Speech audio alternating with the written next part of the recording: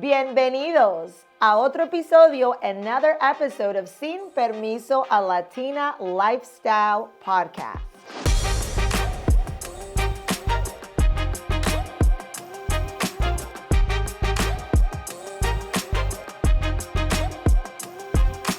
Today I have a titan. I have Sara Rodriguez from Titan Title.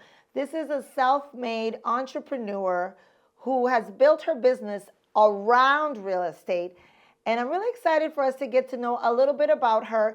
Don't be mistaken, she may look like a gringa, but she is Latina, hermosa, bella. Sara Rodriguez, welcome to Sin Permiso Podcast. Thank you for having me. I'm so excited. From one Titan to another, someone that I look up to, you inspire me. So thank you for having me on this. I'm excited, bella. So let's get right into it. Let's talk about mindset. Tell us one thing. First of all, let's actually tell us a little bit more about yourself as far as what you do, where you grew up, just really quickly. Sure. Well, I'm an entrepreneur. I'm a Latina and I'm a mom, and I am obsessed with not only understanding how to build generational wealth, but getting our Latino communities to start thriving and forget about just surviving. So that's my passion project. I'm originally from Puerto Rico, born and raised there, came to the US for college and started realizing that even though I was before an immigration attorney, believe it or not, that my true passion. Didn't know that about you. Yeah, I came out of law school and was an immigration attorney for a long time, and then started realizing that a lot of my clients, there was a lot of Spanish-speaking immigration attorneys, but very few Spanish-speaking real estate attorneys. And real estate became my passion because it was like the way to really, truly create wealth for our communities. That's amazing. I also have something important to announce to everyone.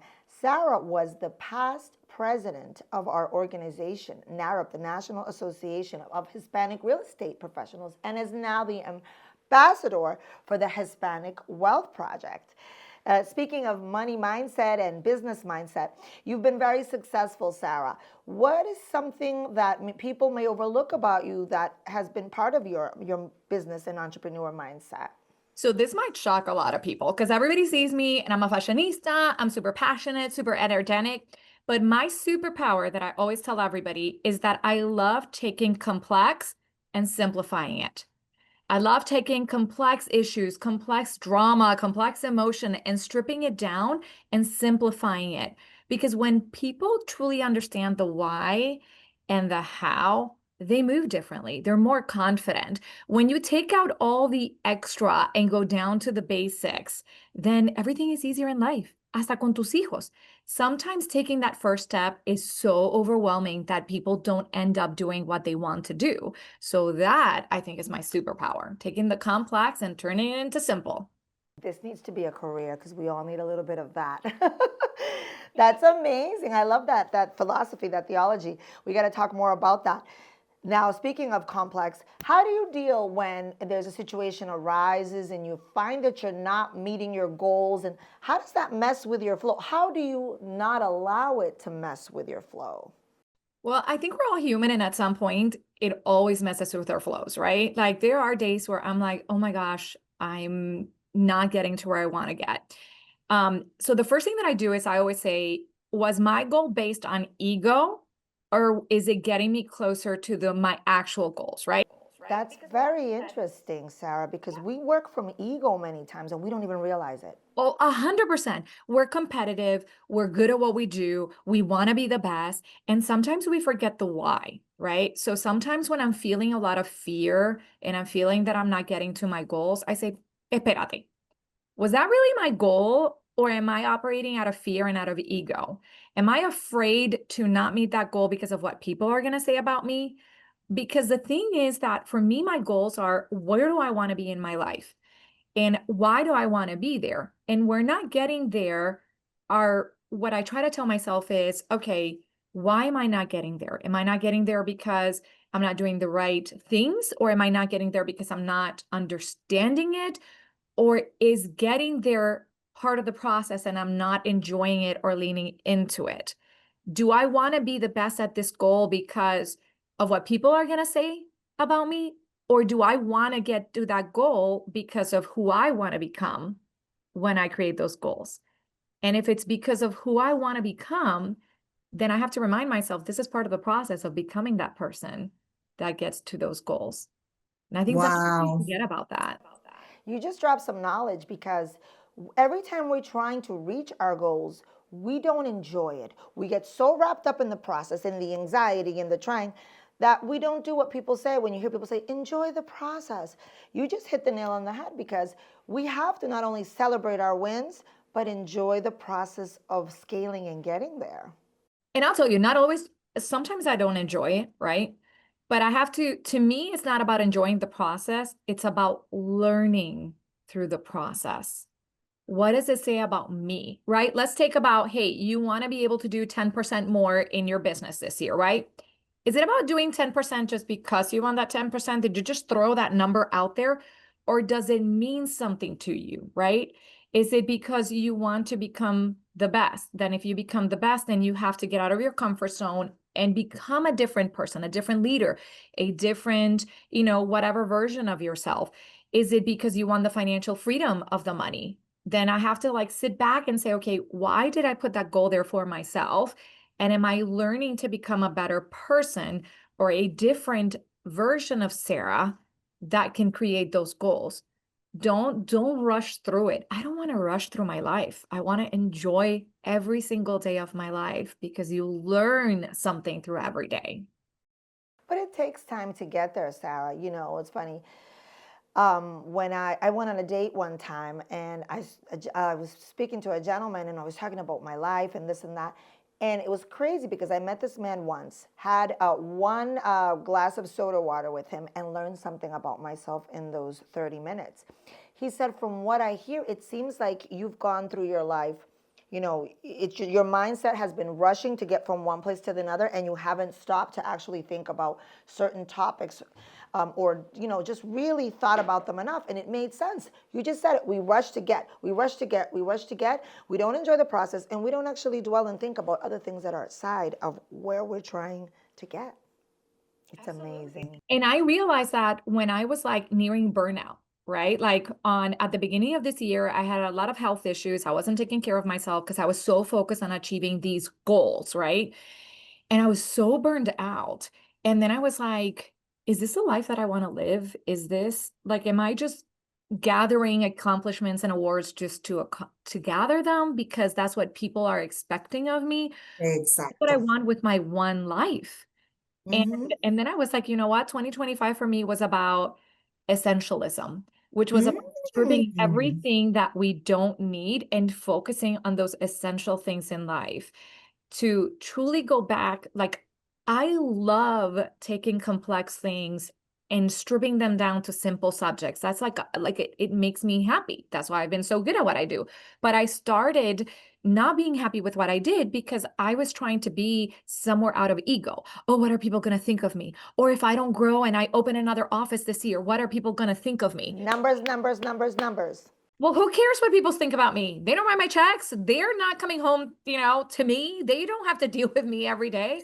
Hear about them. So why am I living my life for them? 1000%. Now, switching it up and getting a little lighter. Me han dicho, esta semana me comentaron, I found out that you're an amazing chef, right? You're an amazing cook. And what's your favorite dish to cook? And if there were 3 people out there that you could cook for, who would they be? Okay, so I cook because it's my love language. So I can't tell you what my favorite thing is because I base it out of what my kids love, right? So Mm. I will tell you they love paella, my paella. My lentil soup is a big favorite. But I love to make mofongo and carne frita. For me, that's my comfort food. I love making it. I love cooking because it's a way for me to express the love that I have for my family, right? So the 3 people, I'm gonna be very boring. So I'm gonna give you 2 answers. First one, the real one, the real one. I love to cook for my family. I wish I had my mom and my dad every day there, my siblings, my kids, my husband. That's who I really would love to cook every day of my life because that's the moment when I stop what I'm doing, focus on them, and truly give them my all. But if I had to pick 3 people that were not related to me, I would pick Nelly Galan, I met her at the NAHREP San Diego event and I loved her. She's just She's amazing. a person to talk about business, to talk about wealth, to talk about breaking and shattering glass ceilings. The second person, Chef Jose Andres, because he is just, I would be scared, my God. I interviewed him once and I said, how do you cook the perfect chicken? And we had a 30-minute conversation about it. So he's like really sweet, but he is who I strive to be. He takes his gift that God gave him and pours it into humanity. And he's about people and heart and passion versus the profit. And then the third one, and I know you're going to be shocked about this, but you know what? I love fun. I love joy. Cardi B, because I think she'd be hilarious. And Hilarious. nobody would stop laughing. So honestly, I would love to meet her. And if she didn't like it, she would tell you. Exactly. And she actually is a good business person too. So I think that would be fun. You got to be a good business person to get to where she's gotten already. Definitely. So I know you have a famous mother. She's one of, and I have to say, I met your mother last month, and she was one of the most elegant women that I have ever had the pleasure of sitting next to. She's a goal. It's a goal. It's, women crush, definitely. You growing up with your mother in Puerto Rico, who was an actress, and in your growing up, what would you say was the best thing or the happiest thing or the most important thing that she instilled in you that you now try to instill into your own children? I love my mom. I love my mom. And I wish you would have met my grandmother. My grandmother was very different, but incredibly very like my mom. And I am very blessed to have been raised by two incredibly strong women who always believed in me and who are always, they're my fiercest critic, but my fiercest fan as well, right? They call Mhm, me on the mhm. carpet. The biggest thing that my mom and my grandmother taught me was two things. First, resilience, right? It doesn't matter what happens to you, it matters how you respond to it. Both my Mm. mom and my grandmother have gone through horrible and very difficult things, and they approach life with joy. And I think Mm. sometimes we forget about that, right? We're always so focused on what we have to achieve. We have to be strong. We have to be the best. We have to be this and that. We have to be bad bitches all the time. Forget about happiness and joy and just enjoying each other. And that's what I try to do with my children. I have three boys, and I always try to tell them, I just want you to be a happy person, be resilient. It doesn't matter what happened to you, it's how you react to it. And whatever your version of happiness and success is, that's what I want you to be true to. Because it doesn't matter what I want for you, it matters what makes you happy and fills your cup. Mm, that's beautiful. That's well said. It's important. There's a balance too. It's like you want to be happy. That happened to me. I was just telling someone this morning about my son. My oldest is 26. He's a plastics engineer. And when he was young, he said, Mom, I want to do music. He was in a band. Sometimes I look back and I feel horrible because I said, well, Joshua, I mean, you're really not going to make money what are you going to end up at the train station with a tin cup? And I said to him, you are great at math. You make things with your hands. You're very, you love crafts. I think you're going to make a great engineer. How about this? I'll let you choose what kind of engineer you want to be. Today he's a plastics engineer, and I'm so happy that he's actually very happy because that could have gone the wrong way. But you're definitely right that we have to do what makes us happy within the realm of making a living too, no? I'm so glad that you touch about your son because a lot of the times my mom was always very realistic, right? Ella es la primera que me dice, no, no, no, no, no, vamos acá a ser reales. And that's the thing. Like, I appreciate the fact that she always called me on the carpet. The thing is that I think this younger generation forgets that work is work. There's days I get 1000%. up and I can't stand myself. So, I mean, that's just part of life. The rainy days make us appreciate those sunny and beautiful days more. Not every day is sunshine and rainbows and unicorns. And it's okay to go to work. Work is a different part of your life. And you should be able to do something that's what I tell my kids though. I'm like, do whatever makes you happy as long as it's legal and you can provide for the lifestyle that you want. That you want, correct. Exactly. Well, Sarah, I know that you run a successful title business. You're out of Virginia. And you have a few other, tell us a little more about exactly what you do and where they're located. So I used to be an immigration attorney. I started realizing that a lot of my clients came in and didn't know what they were signing at the closing table, which is one of the biggest things, and one of the biggest ways for them to create wealth. And they were losing it because they didn't know what type of loan product or anything like that. So I went into real estate and I started my own company 7 years ago. And in 7 years, we are in Virginia, Maryland, DC, and Florida. Wow, Titan title blowing up. Yes, on top of everything else that I do. So it's been a lot of fun. It's been a growing experience. I never saw myself as an entrepreneur. I never saw myself as being able to run a business, and running a business is not for the faint-hearted. Mm. It's kind of like having kids. You wake up every day and feel incompetent, right? So But then you go and do it again. you start at zero every single day. But it's been a lot of fun. And every day is a way to remind myself to live authentically, to go out there and give my best, and to become a better version of myself. Businesswoman, mother, daughter, entrepreneur, leader, and now give us a fun fact that many of us wouldn't know about Sara. I love to play. I have a mini trampoline in my office, and when I first Serious and serio. En serio, go to my stories and you'll see it, because sometimes my staff thinks it's hilarious, but whenever I have like, a lot of energy, or if I need to think something, I put on some music, I get on my trampoline and I start playing around and laughing.